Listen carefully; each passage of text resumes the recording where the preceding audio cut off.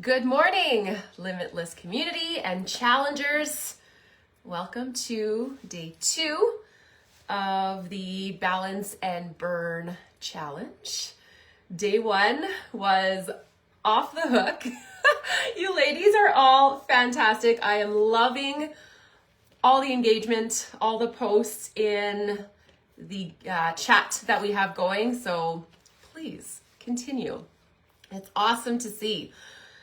Now today, I'm going to talk about the one thing everyone can benefit from, but easily skip over. So what do you think that this one thing might be? One thing that everyone can benefit from supporting, but easily skips over. And this one thing helps to kick off hormone production, ensures that you're making healthy amounts of stress hormones at the right times of day. It also impacts digestion, metabolic health, mental health, insulin sensitivity, so your blood sugar regulation, as well as your sleep. And that one thing is supporting your circadian rhythm. Signs that you might benefit from supporting your circadian rhythm are, and I've got a list here. If you deal with fatigue, slow start to your mornings, you wake up not feeling rested, you get afternoon crashes or dips, you have difficulty falling and staying asleep, you deal with anxiety or depression, hypo or hyper thyroid. If you deal with cravings, fertility concerns, menopause concerns, symptoms, poor digestion, low or high cortisol, low hormones, insulin resistance, or PCOS.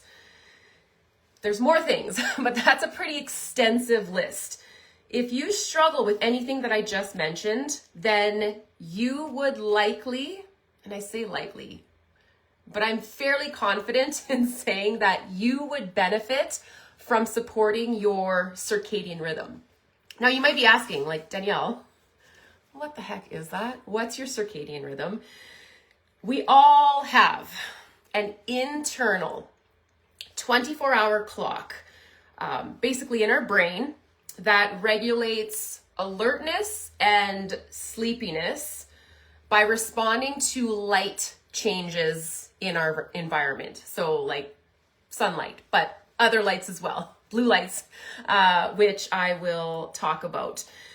And your circadian rhythm, as I just mentioned, it influences, like significantly influences the release of hormones throughout the day, and it impacts, as I mentioned, your digestion, your sleep, your mood, your metabolism, and your blood sugar regulation. So I am going to talk a lot about the importance of sunlight, specifically morning sunlight, sunrise, especially if you deal with poor sleep and mood, low mood, anxiety, depression, that sort of thing. Morning sunlight is one of the most important things that you can do. And getting morning sunlight tells the clock in your brain that it's morning, duh. But it signals your brain to turn off melatonin, which is your sleep hormone, and it turns on cortisol. This is important. Cortisol is good. I know it gets a bad reputation, but it's just all the other things that we do that ends up throwing off this relationship of melatonin and cortisol. They have an inverse relationship with one another. Now, getting that morning sunlight, it also signals a part of your brain called the hypothalamus. And yes, I'm getting a little sciencey, but you don't have to know this, but it signals your hypothalamus to turn on and supports the production of all the other hormones in your body. And I'm talking your hunger hormones, so something called ghrelin and leptin. It also signals your insulin, which is responsible for blood sugar regulation. It also signals the release of your sex hormones, so testosterone, estrogen, and progesterone. Now, ideally, you want to be getting 2 to 3 minutes of direct sunlight in your eyes. Yes, you do want to take your glasses off. You don't want to stare like directly at the sun, but be outside. Your body it's amazing. It is truly amazing what it can do. And it's going to pull that sunlight into your eyes and signal all of these systems in your body to work properly. Energy, hormones, digestion, sleep, as I mentioned. And you might be asking, well, what if it's raining? What if it's cloudy? What if it's cold? It does not matter. Again, as I just mentioned, like, your body is so freaking smart, and it will pick up the different pigments of light and do ultimately what it has to do.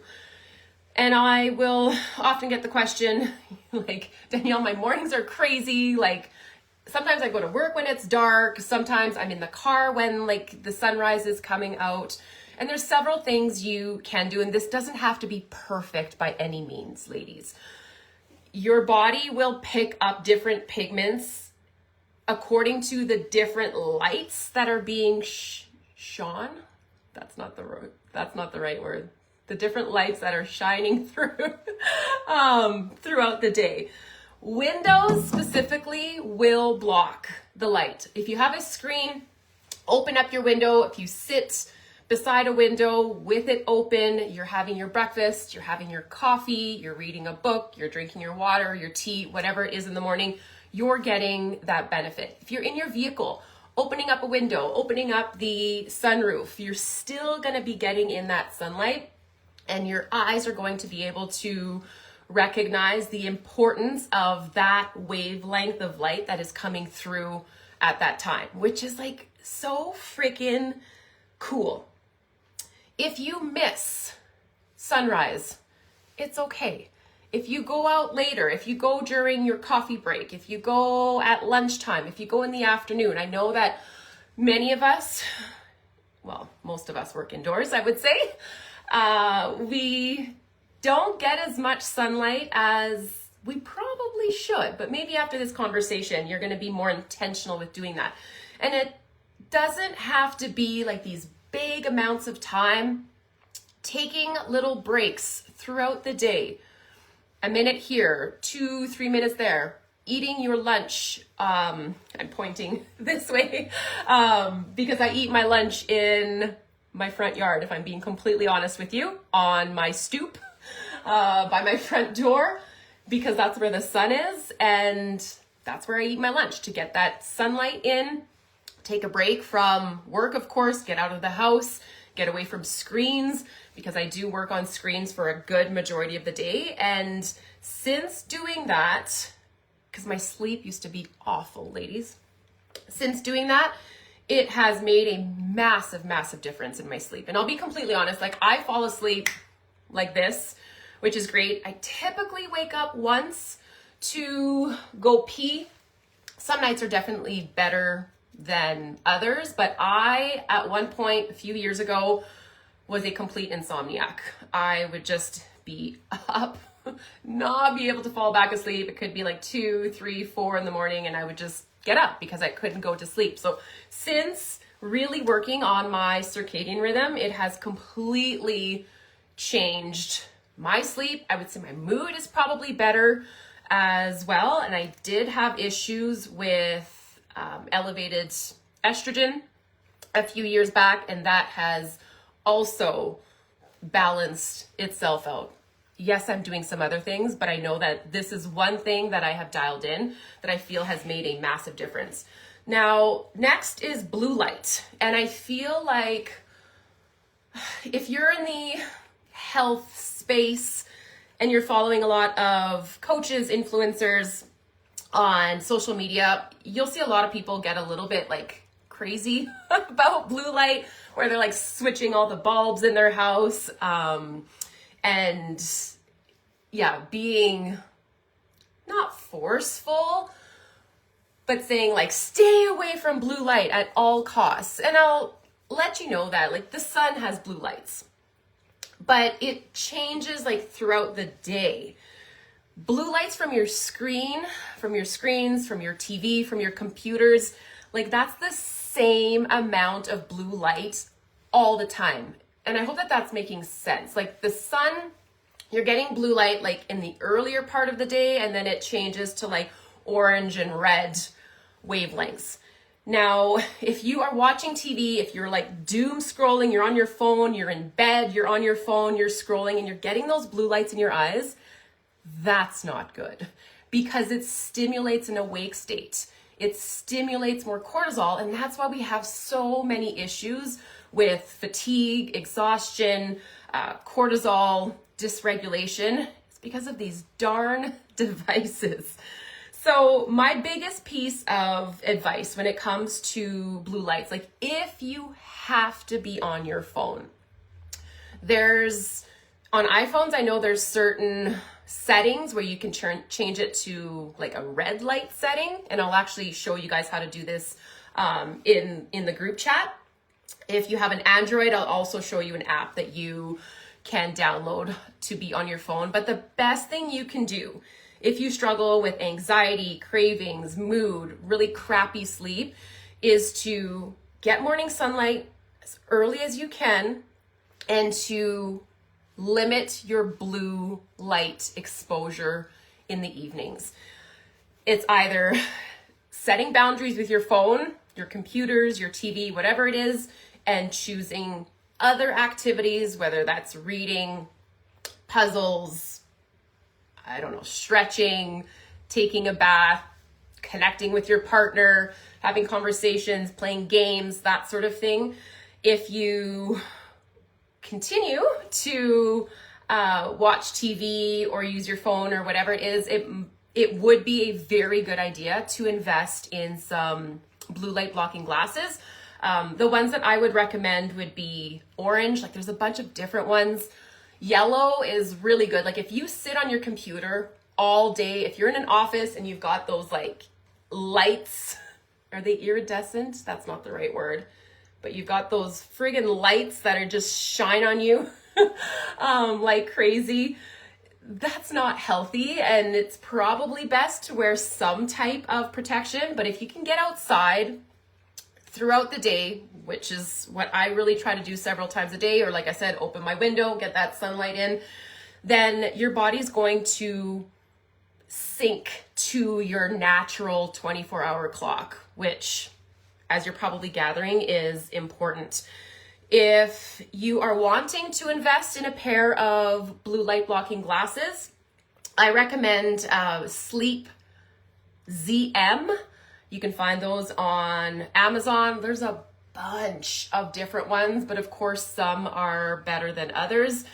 I'll also share some other ones in our group chat in the challenge that are a little bit more costly, but you can get like prescription glasses as well if you wear glasses like myself. And I guess just in wrapping things up here, you might be feeling a little overwhelmed because it's like another thing to add to your list of to-dos. But remember that you don't have to be perfect. And if, again, you're feeling overwhelmed, start with either prioritizing your morning sunlight or doing your blue lights. Don't do both like right off the hop. Get used to doing one thing, get solid with that one thing, choose morning or evening, and then add in a second thing. But I've noticed with my clients that blocking blue light in the evenings, especially if you struggle with sleep, is probably the biggest game changer, if I'm being completely honest. And then as I'm saying that, I'm like, oh, but morning sunlight is like so darn important too. So if you can get even 30 seconds, ladies, that is going to be helpful. And you'll notice that your body, like it craves that sun. It truly does. Your mood's going to be better. Like I said, your just everything that I talked about is going to be so much better. So if you have any questions, drop them in the comments below, or of course you can go to the group chat and I will gladly answer. So enjoy the rest of your day.